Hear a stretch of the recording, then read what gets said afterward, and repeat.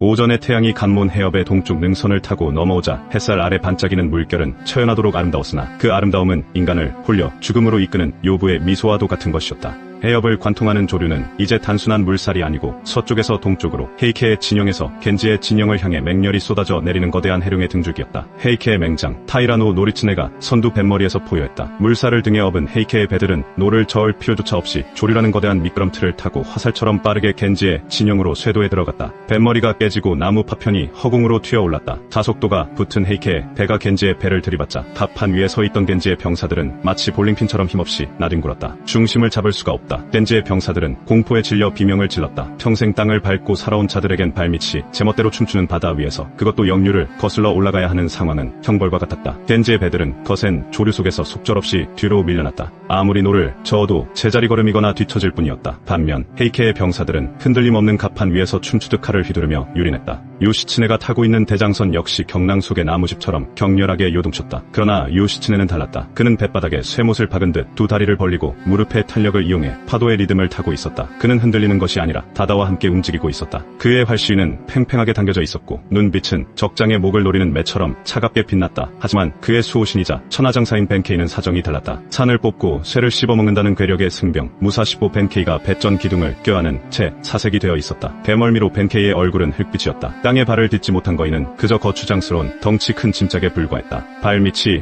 허물어지는 감각은 그에게 칼날보다 더한 공포였다. 요시츠네는 벤케이에게 일갈했다. 벤케이, 한심하구나. 산속의 곰이 바다에서 물에 빠진 게 꼴이로구나. 너의 그 괴력이 저 파도 앞에서는 한 줌의 거품만도 못하구나.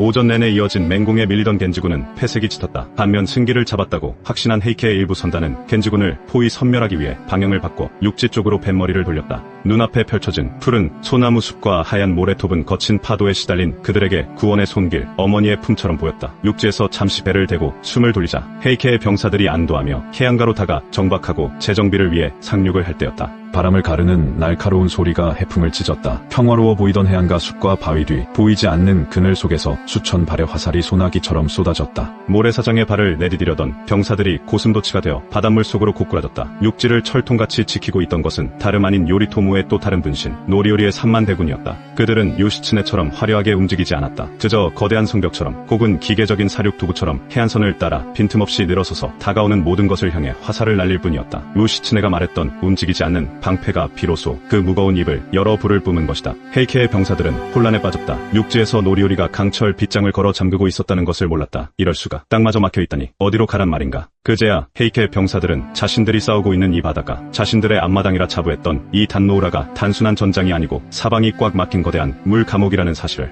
그들은 바다 위에 갇혀있는 것이었다. 희망이라 믿었던 육지는 가장 잔혹한 배신자가 되어 그들에게 화살을 돌려주었다. 헤이케의 총사령관 타이라노 도모모리는 그 지옥도를 대장선 높은 곳에서 내려다보고 있었다. 그의 붉은 갑주는 아침 햇살을 받아 불타는 듯했으나 등골을 타고 오르는 것은 시체처럼 차가운 한기였다. 앞에는 미친 칼 요시츠네, 뒤에는 쇠벽 같은 노리오리. 잘못하면 우리는 갇힌다. 도모모리의 시선이 전장을 훑고 지나가 흔들리는 천왕선에 머물렀다. 그곳에는 이 전쟁의 명분이자 타이라 가문의 마지막 희망인 8살 난 안토쿠 천왕과 황실의 상징인 삼종신기가 있었다. 타이라 가문의 영광이 이제 저 배 위에 위태롭게 얹혀 있었다. 도모모리 공, 기세가 좋습니다. 저 육지의 화살만 피하면 이대로 겐지 놈들을 수장시킬 수 있습니다. 조금만 더 밀어붙이면. 부관들이 흥분하여 침을 튀기며 외쳤다. 그들의 눈은 눈앞의 승리에 멀어 있었다. 그러나 도모모리는 천천히 고개를 저었다. 그의 눈동자는 전장의 소음을 넘어선 무언가를 보고 있었다. 봐라, 태양이 머리 꼭대기에 있다. 도모모리는 하늘을 가리켰다. 태양은 정확히 중천을 향해 가고 있었다. 곧 정오다. 물때가 바뀐다. 도모모리의 목소리에 짙은 허무가 깔렸다. 그것은 패배를 예감한 장수의 탄식이요, 거대한 운명의 수레바퀴에 깔린 인간의 비명에 가까웠다. 지금까지 우리를 도왔던 저 조류가 정오가 지나면 우리를 집어삼킬 수도 있다. 육지는 막혀있고 바다는 우리를 배신하면 우리는 도망칠 곳이 없다. 그 안에 든 쥐 신세가 된다. 그는 요시츠네가 시간과 공간을 무기로 삼아 헤이케를 꼼짝달싹할 수 없는 죽음의 무대로 몰아넣으려 하는 것을 느꼈다. 도모모리는 허리춤에 칼자루를 꽉 쥐었다. 손마디가 하얗게 질렸다. 준비해라. 지더라도 화려하게 치자. 꽃은 질 때를 알아야 아름답다 하였다. 타이라의 이름이 비굴하게 기억되지 않도록 최후의 순간까지 준비해라. 바람이 잦아들고 있었다. 폭풍전야의 고요처럼 혹은 사형 집행 직전의 정적처럼 거대한 물살의 방향이 바뀌기 직전 바다는 잠시 숨을 고르고 있었다. 그 짧은 정적 속에서 요시츠네와 도모모리 두 영웅의 시선이 허공에서 얽히는 듯했다.